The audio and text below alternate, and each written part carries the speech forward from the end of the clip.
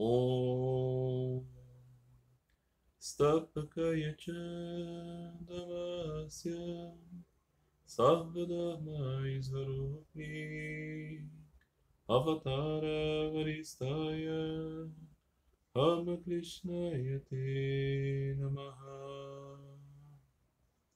Saudações a ti, que pelos ensinamentos de vida reuniu o principal, fundamental de todas as religiões e vias, a encarnação de nosso tempo, a encarnação especial. Saudações a ti, Thakur, Sri Ramakrishna Paramahansa. Meus queridos amigos, é com alegria que damos início aqui a esse 38º episódio de leitura e contemplação do Sri Ramakrishna Katarita, o Néctar das Palavras de Sri Ramakrishna. Leitura deste livro de Mahendranath Gupta, um discípulo direto de Sri Ramakrishna, que conviveu com o mestre entre os anos de 1882 e 1886, e desse convívio recolheu isso que está registrado no Sri Ramakrishna Katarita, Néctar das Palavras de Sri Ramakrishna. Ele começou a publicar artigos a partir de 1902, depois tornou esses artigos a feitura de um grande livro, um livro de 5 volumes, escrito em Bengali, a partir dos anos 30 do século passado. Depois, esta versão do Sri Ramakrishna Katarita foi adaptada para o Ocidente com o nome O Evangelho de Sri Ramakrishna, uma tradução de Swami Nikhilananda para o inglês, tradução, adaptação, reforma, modificação. Ou seja, o Evangelho de Sri Ramakrishna e o Sri Ramakrishna Katarita não são exatamente o mesmo livro. É uma outra coisa, é uma outra versão, é uma adaptação. Mas é a que acabou se tornando mais conhecida no Ocidente, sobretudo porque a Ordem Missão Ramakrishna impulsionou o The Gospel of Sri Ramakrishna e não fez uma campanha mundial de tradução do Sri Ramakrishna Katarita, infelizmente. Talvez isso um dia aconteça, mas ainda não foi esse momento, não é? Que as pessoas perceberam validade em traduzir para os idiomas ocidentais esse grande conteúdo. Acham que o Evangelho de Sri Ramakrishna é o suficiente, é mais fácil, é mais adaptável, é mais palatável. Ainda hoje se pensa assim. Mas, felizmente, a Sirimat Trust organizou uma tradução do Bengali para o inglês desse Sri Ramakrishna Katarita, e é essa tradução que eu estou lendo aqui. Vocês podem achar no site katanrita.org e também através agora de um blog que eu criei para publicar esta tradução em português do Sri Ramakrishna Katarita. É uma tradução automática, ok? Mas é muito boa. Eu faço correções naquilo que está estranho. E assim nós podemos ter também, aqueles que quiserem acompanhar isso que eu estou lendo aqui em texto, vão ter esse blogzinho para acompanhar. Tá bom? Tudo isso é um esforço de tornar tudo mais acessível para as pessoas, não é?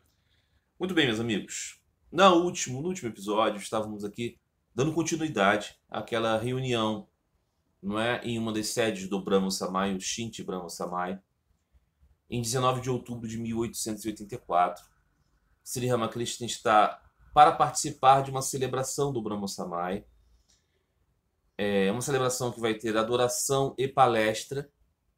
Mas Sri Ramakrishna foi convidado, é evidentemente o convidado de honra, e ele está ali deleitando os devotos do Brahmo Samaj com a sua presença, palavras e ensinamentos. Então o que acontece é que antes de acontecer a celebração do Brahmo Samaj, Sri Ramakrishna está ali conversando com os devotos, e é isso que estamos registrando em todos esses episódios que tratamos dessa sessão. No último episódio, a conversa que estava acontecendo ali era sobre a memória de Deus no momento da morte. Sri Ramakrishna ensinava que quando você, no momento da sua morte, pensa em Deus, o seu pensamento está em Deus, você vai para Ele. O Bhagavad Gita diz o mesmo. Aquele que na hora da morte está pensando em Deus, Deus é o seu objetivo, ele não retorna mais a esse mundo. Só que, disse Sri Ramakrishna, a pessoa mundana que quer fazer disso um truque, eu vou viver mundanamente, que se dane espiritualidade. Mas no momento da morte eu penso em Deus e vou estar lá, ela falha nisso, porque ela não consegue pensar em Deus no momento da morte, porque o homem mundano, no momento final de sua vida, pensa nas coisas mundanas. Então ele dava o exemplo de um homem no leito de morte que está ali com mulher e filhos ao lado dele e ele está preocupado com a luz acesa. Ele está dizendo, está gastando dinheiro e tudo mais no momento da morte. E ele dava um exemplo icônico dos Puranas, do rei Bharata, um monarca que decidiu viver os momentos finais de sua vida como um homem totalmente voltado para a espiritualidade. Ele está num lugar isolado, só que de repente nesse lugar isolado aparece uma mãe cervo. E a mãe cervo dá à luz a um filhotinho e ela morre. E ele vê o filhotinho desamparado e ele fica com pena do filhotinho, tem compaixão pelo filhotinho e vai lá cuidar dele. Só que acontece que ele começa a desenvolver uma relação amorosa, começa a ter amor, não é? Apego pelo bichinho. E aí no momento da sua morte, ele não pensou em Deus, ele pensou no cervo. E aí conta o Purana que ele volta a esse mundo na forma de um cervo, não é? Depois há outras jornadas dessa existência, desta alma, não é? Ponto aqui do ensinamento purânico é que é muito fácil você se apegar a outras coisas, porque, entenda, você tem um coração, então você se apegará. Não existe possibilidade de você não se apegar às características humanas. Você, veja, o nascimento humano é um nascimento superior ao nascimento do cogumelo. O cogumelo não tem apegos. Ele tem mecanismos de sobrevivência, mas ele não tem essas sutilezas do apego. Isso é nosso, é humano. Não adianta você querer se livrar do apego. O caso aqui, como ensina Sri Ramakrishna, é você direcionar o seu apego para Deus. Ou, se você quiser permanecer no mundo, escolha qualquer uma dessas coisas todas que o mundo tem. O mundo que é uma manifestação da Shakti de Deus. Ok?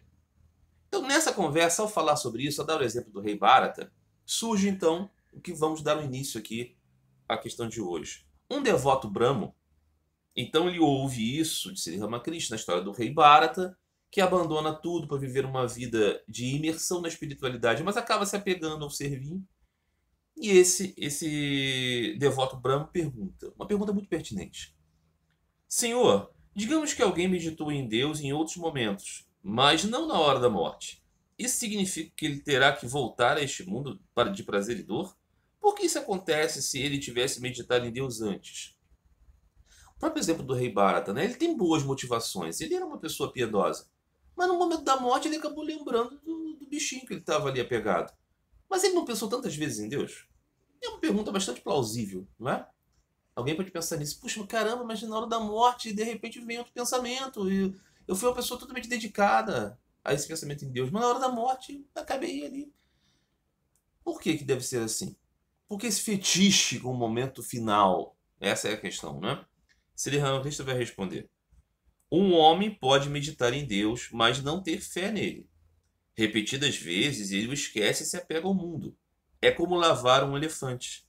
Suja-se novamente com lama e poeira. A mente é como um elefante louco.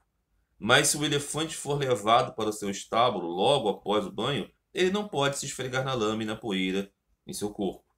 Se uma pessoa pensa em Deus na hora da morte, a mente é purificada. Tal mente não tem outra oportunidade de se apegar à luxúria e à ganância. As pessoas não têm fé em Deus. É por isso que sofrem tanto com as consequências das ações. As pessoas dizem que quando você dá um mergulho no Ganges, seus pecados o abandonam e se empoleiram em uma árvore na margem do rio. Assim que você retorna ao banco após o banho, todos os seus pecados voam novamente para pousar firmemente em seus ombros. E todos riem. Depois vamos pegar o apanhado disso. Vocês devem se preparar com antecedência para sua mente esteja em Deus na hora da morte. O caminho está na prática constante. Então você se lembrará de Deus em seus últimos momentos. Veja. Sri Ramakrishna está aqui dando a seguinte informação. O ponto é que a pura e simples ideia de meditar em Deus, sem amor e devoção, sem fervor e confiança e verdadeiro anseio, não adianta. Veja, é um passo de sadhana que você pense assim, devo praticar a repetição do santo nome, mesmo quando não tenho anseio por ele, mesmo quando não tenho atração por ele, mesmo quando isso é mecânico, porque isso vai trabalhar em mim essa disposição. Isso é um ensinamento concreto. O próprio Sri Ramakrishna diz isso. Rogue a Deus por anseio, se você não o tem. Mas o ponto é que se você não consegue alcançar esse desejo, esse anseio, essa busca genuína, a mecanicidade da coisa não vai lhe dar essa chave. Porque esse que é o ponto da verdade da vida espiritual. Não é uma coleção de recibos. É verdadeiramente unir-se a Deus ou unir-se ao mundo, que é nascido, gerado da Shakti, do poder primordial de Deus, que é o próprio Deus. Então aqui, Sri Ramakrishna dá esse exemplo do elefante. O elefante, ele foi lavado. Só que aí ele solto, ele foi e deitou na lama, e deitou na areia, e se sujou novamente. O elefante aqui é a nossa mente, ou seja, em algum momento nós sentamos e dizemos o santo nome, temos a nossa japamala, nosso cordão de oração e tal, contemplamos a imagem divina. Só que depois saímos dali e vamos pensar em política, em futebol, em sexo, em comida, em debates, em discussões. Então nós sujamos novamente a nossa mente. Então Sri Ramakrishna diz, se você coloca o elefante depois do banho no estábulo, ele não se suja mais. O que isso significa dizer? Que você precisa ter uma metodologia de manter a sua mente dentro daquela pureza que você alcançou pela contemplação da imagem adorável, da repetição do santo nome, de ouvir os passatempos transcendentais, de estar com os devotos. Isso é uma constância. O X da questão aqui é que a constância fará com que seja real e concreto o seu pensamento em Deus, e não uma coisa furtiva. Você também vê outras coisas, você vê filmes, você não fica com isso na sua mente o tempo inteiro. Aquilo passa rapidamente. A mente é um elefante louco, por quê? Porque ela está sempre em movimento muito frenético, sempre atrás de uma outra coisa, sempre se sujando em muitas lamas, não é? Em muitas superfícies sujas. Sujeira aqui no comparativo com o sumo bonum, tá? Com o bem supremo, com Deus. Então, Sri Ramakrishna dá esse exemplo aqui anedótico, né? A pessoa vai ao rio Ganges para se purificar. O rio Ganges é uma grande manifestação do poder divino, não é? Muitos rios são assim. E Sri Ramakrishna está dizendo, a pessoa vai lá se purificar no Ganges. Então ela sai limpa do Ganges. Os pecados que estavam nela vão para as árvores que ficam nas costas do Ganges. Quando a pessoa sai do rio limpa, os pecados voltam nela. A brincadeira aqui é assim, Sri Ramakrishna não está negando o poder curativo do sacramento, do ritual, da repetição do santo nome, de ir a um rio sagrado, de ir a um lugar de peregrinação. Não está negando que isso seja benéfico. O que ele está querendo dizer é que se você for superficialmente a essas coisas, os seus pecados que estão lá empoleirados na árvore vão voltar. Porque senão seria muito simples, né? Seria como cair num balde de graça, de magismo. Você precisa buscar permanecer nesse estado. Então, uma vez que você é purificado pela repetição do santo nome de Deus, pela contemplação da imagem adorável, pelo ouvir os passatempos transcendentais do Senhor, por estar com os devotos, por ir a um lugar de peregrinação, você precisa estabelecer meios de manter aquilo com você. Então, Sri Ramakrishna fala muitas vezes, né? A árvorezinha jovem, enquanto ela é pequenininha, ela precisa de uma cerca, porque senão o gado vem e come ela quando ela é um ramo. Depois que ela é um tronco muito grande, não precisa se preocupar em ter cerca, porque os animais não vão conseguir destruí-la. Então ele fala do exemplo do leite. O leite se mistura com a água, e daqui a pouco você não sabe mais o que é água e o que é leite, você não tem mais como separar. Mas se você transforma esse leite, o leite da mente, em manteiga, sólido, ele consegue flutuar na água da mundanidade, das coisas do mundo, sem se misturar com ele. Permanece manteiga, permanece íntegro, na mesma substância. Então aqui, o X da questão é esse. E uma outra passagem do Katarita, Sri Ramakrishna ainda brinca, diz assim, você vai ao Ganges, se purifica, seus pecados ficaram lá empoderados na árvore. Quando você sai do Ganges, além dos seus pecados que voltam para você, outros, de outras pessoas que estavam empoderadas ali por engano caem em você. O que ele estava querendo dizer com isso? Se você participa de um ritual religioso, se você participa de uma prática de repetição do santo nome e tudo mais, sadhana, mas depois você se miscui no pecado, na mundanidade, nas coisas corriqueiras que nada tem a ver com Deus, se o seu coração vai para lá, você além de voltar a ter as mesmas tendências, você ainda adquire outras. Então, Qual é o ponto aqui? É que no momento da nossa morte, nós vamos ser absolutamente sinceros. Nós não vamos conseguir um truque. Nós não vamos pegar aqui uma ferramenta ritual. Nós vamos pensar naquilo que o nosso coração realmente busca. Então, se nós, então, disse Ramakrishna, seja cauteloso e comece a praticar esse anseio para você ter verdadeiramente na hora da morte. Não é? Então, você se lembrará de Deus em seus últimos momentos. O caminho está na prática constante. Não é? O caminho está na prática constante. Ensinamento. É preciso ter permanência. Permanência. Para que você seja espiritual verdadeiramente.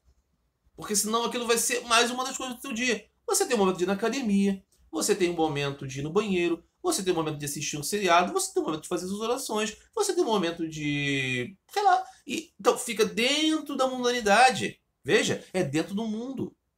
Então isso não foi um modo de transcendência. Não é? Essa questão do momento da morte, né? Me lembra que sempre me vem essa ideia do registro do evangelho que temos o bom ladrão, que a tradição cristã dá o nome de Dimas. Cristo está crucificado. Naquele momento, o glorioso Senhor pode não ser visto como glorioso Senhor. Ele está sendo visto apenas como um homem que foi vencido pelo sistema. Não é? Onde estão seus poderes? Diz um dos ladrões crucificado junto com Jesus. Diz, ora, faça alguma coisa aí e nos livre também. Isso é blasfemando contra o Senhor. Dizendo, você não era aquele taumaturgo?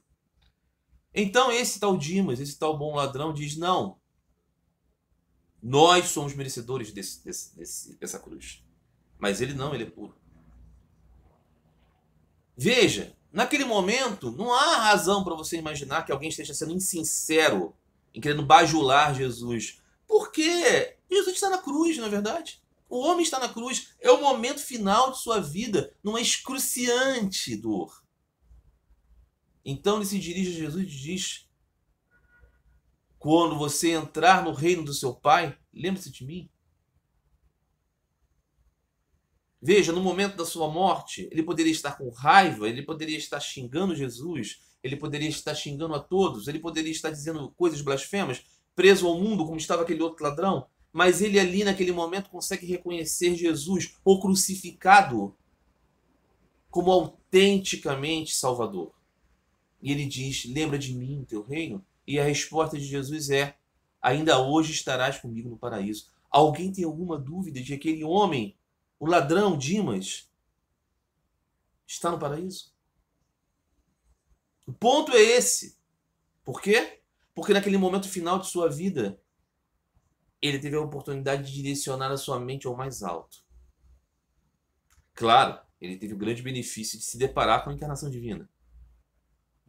A esmagadora maioria das pessoas não vão ter essa chance. Então, é bom que tenhamos mais prudência. Não é verdade? Mas aqui eu gostaria de só mencionar isso, né? Também está relacionado com esse ponto, né? O último pensamento que direciona a pessoa ao seu destino. Na Bhagavad Gita se diz, aquele indivíduo que, tendo reconhecido a encarnação divina, este não volta mais a esse mundo. Então temos uma junção aqui, né? De conceitos. Muito bem. O devoto Brahmo, então, ouvindo essa explicação de Sri Ramakrishna, diz, tivemos uma boa conversa, muito bom mesmo. Ele diz isso porque eles estão ali, né, na antecipação da celebração do Brahma Samai, do discurso do Vijay Krishna Goswami, que é o palestrante que vai ali falar. Então ele está falando com o Sri Ramakrishna, poxa, que legal essa conversa que tivemos aqui. Essa conversa que estamos acompanhando até agora. Né? E Sri Ramakrishna então responde para ele, acabei de falar ao acaso, mas você conhece meu estado de espírito interior? Eu sou o instrumento e ele é o operador. Eu sou a habitação e ele é o morador. Eu sou o motor, ele é o engenheiro. Eu sou a carruagem, ele é o cocheiro. Eu me movo como ele me faz mover. Eu faço o que ele me obriga a fazer. Aqui o que ele está querendo dizer é que tudo aquilo que ele disse que o homem achou muito legal, na verdade é o ensino de Deus através dele. E aqui ele está dando um ensinamento de como devemos nos conduzir no mundo. Nós temos um eu. Esse eu pode ser imaturo e dizer eu faço, as ideias são minhas, a minha vontade. Ou tem aquele eu maduro que diz, eu sou um instrumento do Senhor. Não é? Eu sou a máquina, ele é o operador. Eu sou a carruagem, ele é o cocheiro. Aqui Sri Ramakrishna está tirando toda a carga de identificação com ele e está dizendo, tudo que você vê de graça é pela descida do ensinamento divino, através dele. E claro, não é? Como o Senhor Jesus, que diante daquele jovem homem rico que diz, bom mestre, e Jesus diz, por que me chamas de bom? A manifestação da encarnação divina nos ensina humildade. Então é claro que a proposição é essa, né? Muito bem. Capítulo 7. Sri Ramakrishna cantando alegremente o nome de Deus. Trailokya canta novamente, acompanhado de tambor e prato. Sri Ramakrishna está dançando louco de amor por Deus. Ele entrou em Samadhi várias vezes, enquanto dançava. Agora ele está em Samadhi, seu corpo imóvel, olhos fixos, rosto sorridente, apoiado no ombro de um devoto querido. Quando ele desce um pouco desse estado, ele dança como um elefante embriagado. Recuperando a consciência externa, ele acrescenta seus próprios versos à música. Mãe, dance ao redor dos seus devotos. Dançando você mesmo, faça-os dançar também. Ó minha mãe, dance no lótus do meu coração. Ó Brahmamai, cuja essência é Brahman, dance em sua forma encantadora do mundo. É uma visão rara a dança desta criança divina, enlouquecida de amor, com a alma fundida na Mãe Divina. Os devotos Brahmo dançam ao seu redor como limalhas de ferro ao redor do imã. Todos cantam o nome de Brahman num frenesi de amor. Então cantam o doce nome de Brahman, o nome da mãe. Muitos deles choram como crianças enquanto repetem mãe, mãe. Maravilhosa descrição desta cena divina, a qual que Mahendranath Gupta registra isso, né? Uma visão rara desta dança, desta criança divina. Sri Ramakrishna é isso, não é? Uma criança de 5 anos. A pureza de Sri Ramakrishna é essa. Dançando enlouquecido e juntando todos, como limalhas em torno do imã. Veja, ele estava no Brahmo Samai, aquela reunião de Bradaloks, de pessoas, de eruditos bengaleses, racionalistas, intelectualizados, que olhavam, né, de modo superior às próprias questões da religião, querendo purificar a Índia dos seus elementos atrasados, mas eles são tocados e levados pelo mais profundo infantil fervor a Deus por Sri Ramakrishna. E todas essas convenções, todas essas instâncias são superadas por essa autenticidade de espiritualidade. E eles cantam o nome de Deus, cantam o nome da mãe e choram, conduzidos por esse poder. Então, quando vemos, por exemplo, nas imagens artísticas, as pinturas relacionadas à vida do grande santo e encarnação divina, não é? Krishna Chaitanya, Chaitanya Mahaprabhu, que vemos ele em êxtase, estado estático, dançando e caindo em lágrimas, e todos em volta naquele movimento de Sankirtana, de cantar os nomes e dançando. O que nós vemos disso é a própria expressão da vida de Sri Ramakrishna. A continuidade disso em outro momento, em que também, né, quando Chaitanya surge, existe isso, né, um predomínio muito grande do pensamento monista, um predomínio muito grande da imposição, da dominação muçulmana. Então há aquela explosão de puro amor por Deus. Novamente no século XIX, ali no finzinho do século XIX, quando Sri Ramakrishna está como na sua função de Jagat Guru, o que temos é isso, uma dominação britânica e uma intelectualização muito grande de tudo, né? Uma tentativa de transformar tudo mais próximo da mentalidade, o quanto mais materialista possível. Vemos um paralelo aqui entre Chaitanya e Sri Ramakrishna. Porque os obstáculos são os mesmos e a abordagem salvífica é a mesma. Muito bem. Quando a cantoria termina, todos se sentam. O culto noturno do Samai ainda não foi realizado. Na alegria de cantar, todas as regras foram deixadas de lado. Os planos era que Vijay Krishna Goswami subisse ao púlpito após o anoitecer. E são cerca de 20 horas. Ou seja, a ideia era essa, né? Era ter aquela celebração no Brahma Samai, na qual esse Krishna Vijay Goswami iria dar a palestra. Só que eles convidaram o Sri Ramakrishna se tornou a luz daquele evento. Não é? Então, as convenções estavam estabelecidas para uma formal, respeitável apresentação de uma palestra do Vedanta, uma palestra do Brahma Samai. Mas aconteceu que esta criança divina, intoxicada do amor divino, levou todos para um clima de alegria no Senhor. Não é? Muito bem. Todos agora estão sentados. Sri Ramakrishna também voltou ao seu lugar. Vijay está sentado na frente dele. Chega uma mensagem que a velha sogra de Vijay e algumas outras mulheres devotas gostariam de ver Sri Ramakrishna e conversar com ele. Então Thakur vai para outra sala para encontrá-los. Veja que legal.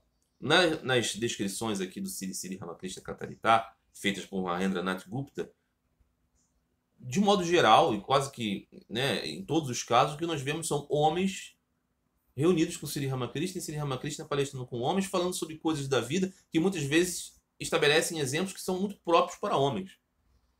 E alguém pode pensar, mas onde estão as mulheres nessas reuniões? Sri Ramakrishna não falava com as mulheres? Ele que adorava a Deus em seu aspecto feminino, ele que via em todas as mulheres a manifestação da mãe, ele que colocou a sua esposa como discípula e mesmo a adorou como manifestação concreta da Divina Mãe? Sri Ramakrishna sim falava com devotas, Sri Ramakrishna sim tinha devotas, Sri Ramakrishna as instruía. Só que ele fazia isso em separado, por quê? Porque vivíamos numa sociedade extremamente segregada, extremamente separada, extremamente formal. Então, quando Sri Ramakrishna recebeu essas mulheres, ele foi para uma outra sala para que justamente elas pudessem estar à vontade, para que justamente elas pudessem conversar e para que esta relação se desse nessas distinções. É claro que aqui temos elementos muito próprios do século XIX, elementos muito próprios, né, datados, digamos assim, mas aqui é preciso sempre dizer isso. Sri Ramakrishna teve incontáveis devotas e muitas das mais belas histórias registradas de eventos e acontecimentos e passatempos transcendentais da vida de Thakur são relacionados a devotas, não é? São histórias muito bonitas mesmo. Porque ele tinha essa palavra para elas, porque tinha uma palavra para todos, não é? Muito bem. Ele então, Thakur, retorna daqui a pouco e diz a Vijay: que grande e amorosa devoção sua sogra tem por Deus. Ela disse: não vou falar sobre coisas mundanas agora. Aí uma onda desaparece enquanto outra chega. E eu disse a ela: o que se importa para você? Você já tem o conhecimento. Diante disso, a sua sogra me disse: que conhecimento eu tenho? Ainda não fui além de Vidyamaya, o poder do conhecimento, e Avidyamaya, o poder da ignorância. Não basta ir além de Avidya, você também tem que ir além de Vidya. Somente então você obterá conhecimento espiritual. Você mesmo disse isso. Veja, esta senhora, que Sri Ramakrishna faz o maior dos elogios, né? Que ela tem amorosa devoção por Deus, vindo de Sri Ramakrishna, esse é o grande elogio, porque esse era para Sri Ramakrishna o objetivo da vida, alcançar devoção por Deus. Ele diz que aquela mulher tem isso, e os exemplos da fala dela, dizendo que ela o cita. Então o que essa mulher diz? Eu preciso transpor a dualidade das coisas do mundo para alcançar a pureza do amor por Deus. Esse tema será tratado aqui, nessa conversa. Enquanto eles conversam, Benipal, um outro devoto, entra. Benipal então diz para Vijay: Senhor, por favor, levante-se, já é muito tarde, por favor, comece a adoração. Já são 20 horas, 8 horas da noite, e ainda não começou a palestra, ainda não começou a adoração, não é? E Vijay então responde: Senhor, qual é a necessidade de adoração agora? Você forneceu primeiro o arroz doce e depois as lentilhas e outros pratos. Querendo dizer, né, que Sri Ramakrishna já ofertou a todos ali a grande graça daquela celebração. Por que agora vamos ter uma adoração e palestra depois de Sri Ramakrishna? Parece um pouco, né, difícil mesmo. Sri Ramakrishna rindo diz: tal como é o devoto, assim é a provisão feita por ele. o devoto sátivico fornece o arroz doce. O rajásico oferece 50 pratos à divindade, enquanto o devoto tamásico sacrifica uma cabra ou algum outro animal. Que Sri Ramakrishna brinca com isso e fala a respeito das diferenças de temperamento, até mesmo como se relaciona com Deus. Então, o devoto sátivico do caminho da devoção, da pureza, ele oferece arroz doce, um alimento vegetariano e doce e calmo. Enquanto o devoto rajásico, ele é opulento na sua manifestação de devoção e muito aparente, né? 50 pratos. E o devoto tamásico é aquele que sacrifica um animal, os devotos de Kali, por exemplo, né? Que é uma violência, que é uma brutalidade, que é relacionado ao aspecto da ignorância. Aqui, tamas, não é? Mas é uma forma de se relacionar com Deus também. Então, aqui Sri Ramakrishna explica essa variação de tipos. Algo muito presente no ensino de Sri Ramakrishna, que, como eu já disse aqui algumas vezes, vai num caminho absolutamente contrário das perspectivas do Advaita Vedanta. Eu sei que a perspectiva do Advaita Vedanta não está negando a existência das jivas transitórias e sabe que elas têm temperamentos diversos. Mas o ponto é que Sri Ramakrishna vai ao âmago da alma e diz que também as almas são diferenciadas. Porque ele diz que existem aquelas almas que foram criadas sempre livres e aquelas que são tremendamente atadas. Não é? Então ele insiste nisso no episódio anterior. Vocês viram que ele falou com o subjuiz. Você diz que todas as pessoas são iguais, veja quanta diferença há. É impossível negar isso. Não é? Muito bem. Vijay pondera se deve ou não subir ao pódio da adoração. Esse é o ponto, né? Sri Ramakrishna está ali. O que falar a respeito de Deus? Não é estranho? Vijay sente isso como qualquer um de nós sentiria. Capítulo 8. Palestras do Brahma Samai. Deveres de um professor religioso. Somente Deus é o Guru. Instruções para Vijay. Vijay então diz para Sri Ramakrishna: se você me abençoar, eu falarei no púlpito. Sri Ramakrishna então responde a ele: está tudo bem se não houver orgulho. Estou dando uma palestra, ouça. Está tudo bem se você não tiver essa atitude de ego. O que são orgulho e ego? Resultam do conhecimento ou da ignorância? Somente a pessoa que não tem orgulho pode alcançar o conhecimento. A água da chuva desce de um nível mais alto, está em um nível inferior. Enquanto você tiver egoísmo, você não poderá adquirir conhecimento. Você também não pode alcançar liberação. Você terá que voltar a este mundo de novo e de novo. Um bezerro grita, ramba, ramba, eu. Por isso tem que passar por tanto sofrimento. O açougueiro corta sua pele, que é usada para fazer sapatos e tambores. Quando custa bater no tambor, não há fim para o seu sofrimento. Por último, são feitas cordas com as tripas para o arco do cardador. Quando o som turrum, turrum, tu é emitido pela corda do cardador, só então ela é liberada. Já não diz eu, apenas diz tu. Em outras palavras, Deus é o fazedor, eu não fiz nada. Tu, Deus, é o operador, eu sou a máquina. Na verdade, você é tudo. Sri Ramakrishna está dizendo para Vijay: não tem problema em você dar a palestra, contanto que você não se sinta. Ô palestrante, eu vou dar no satsang, eu. Né? Sentar para falar com as pessoas de você mesmo. Porque eu sou o iluminador, eu ouço o que eu digo. Sri Ramakrishna, se você não tiver essa atitude, tá tudo bem. Então ele fala aqui o exemplo, né, essa alegoria. O bezerrinho grita ramba, ramba. O som, né, a onomatopeia aqui é que o som parece com eu. O que ele está querendo dizer? Enquanto há egoísmo, há sofrimento. Morreu o carneirinho e as partes do animal foram feitos vários produtos. Sapatos, tambores, cintos, coisas assim. Significando dizer que ele continua preso ao mundo em muitas vidas de sofrimento. Por causa do eu. O som que o bichinho faz, que parece com o eu que o indivíduo humano diz. eu para as coisas, né? Eu sou o possuidor, eu sou o fazedor.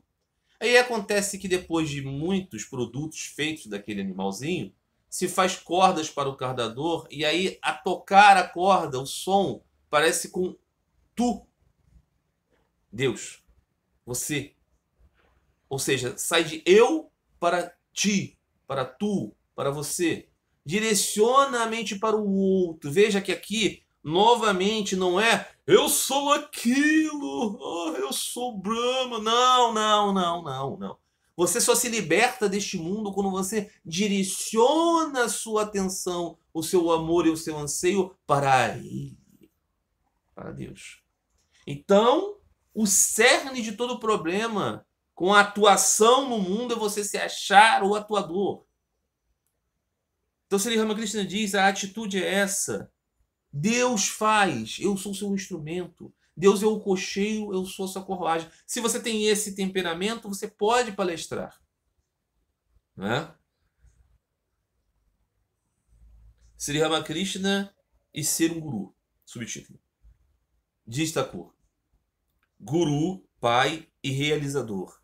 Essas três palavras picam meu corpo como espinhos. Eu sou seu filho eterno. Como posso ser pai? Deus é o executor, eu não fiz nada. Ele é o operador, eu sou a máquina. Se alguém me chama de guru, eu digo a ele, que guru? Fora com você, Patife. Não há outro guru além de Satchitananda. Exceto ele, não há abrigo. Só ele é o piloto que conduz alguém pelos mares do mundo. Veja, Sri Ramakrishna aqui reforça isso. Ele, Paramahansa Deva, que todos contemplam como aquele que pelo toque dá visões divinas.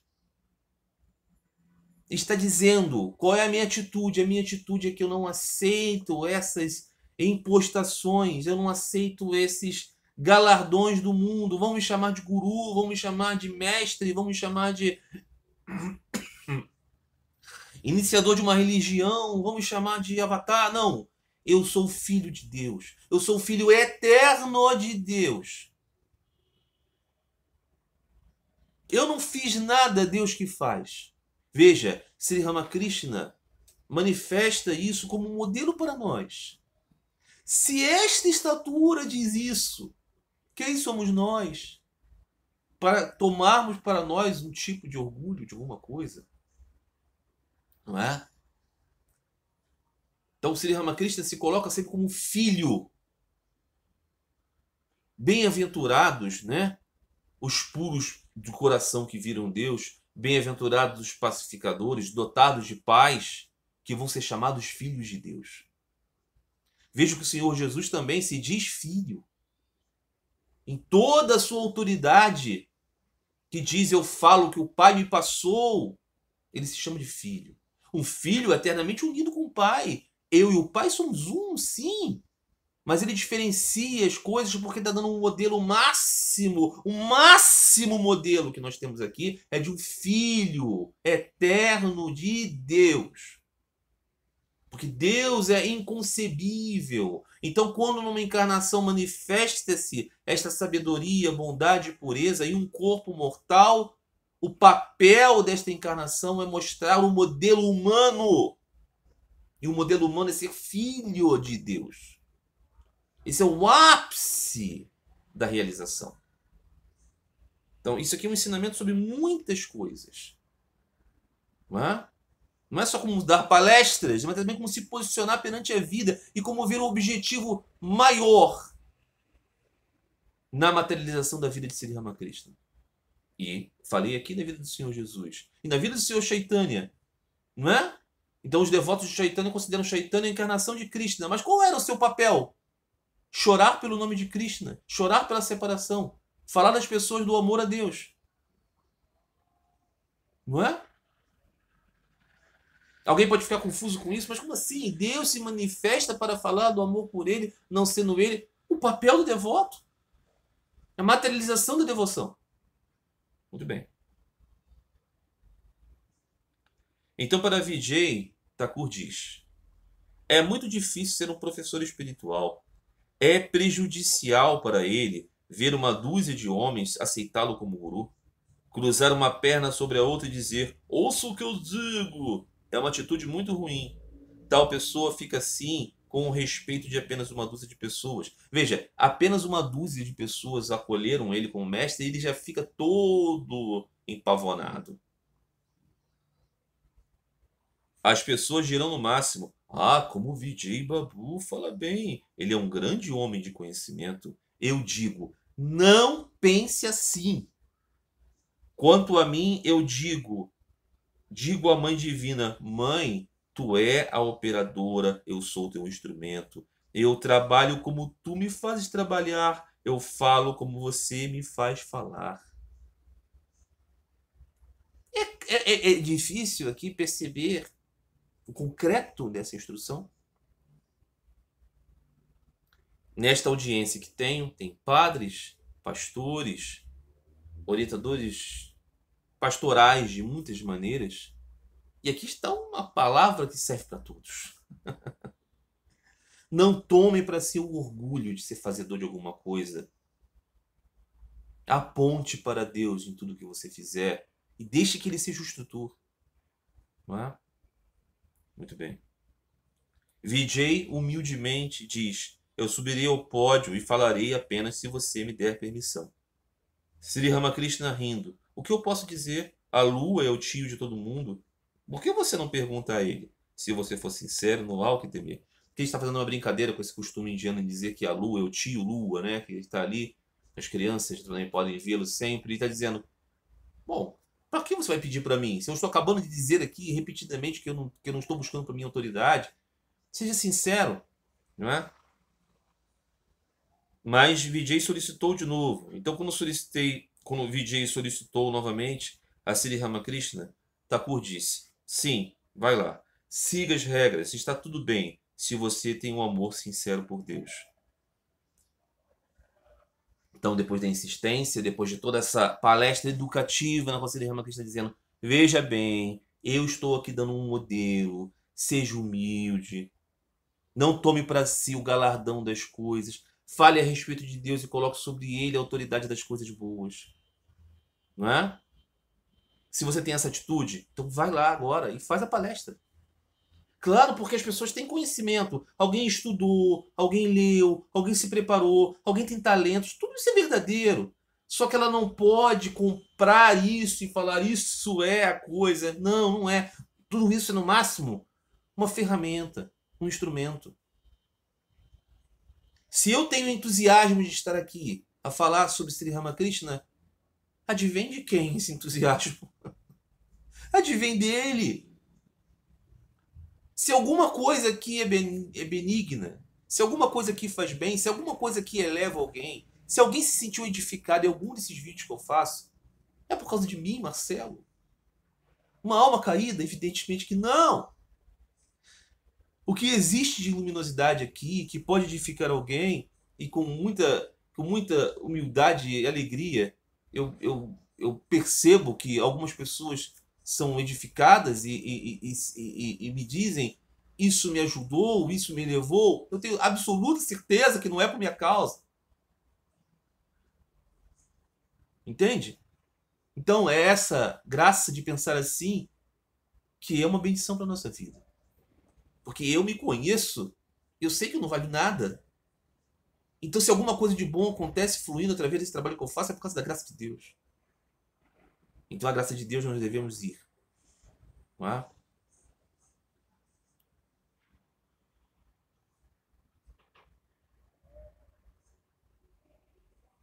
Vijay sobe ao pódio e oferece adoração de acordo com o costume Brahmo. Ele repete, mãe, mãe, durante sua oração. Todos estão emocionados. Após o culto, são feitos os preparativos para servir os devotos. Todos os tapetes de algodão e de lã grossa são retirados e placas de folhas são colocadas no chão. Os devotos sentam-se para comer. Sri Ramakrishna também recebe um assento.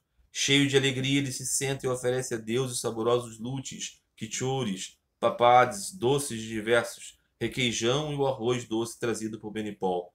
E então ele participa da prasad. Veja, Sri Ramakrishna então vai se sentar com todos. A adoração primeiro. Vijay toma coragem, sobe e vai lá fazer a adoração a Deus e canta o nome da mãe.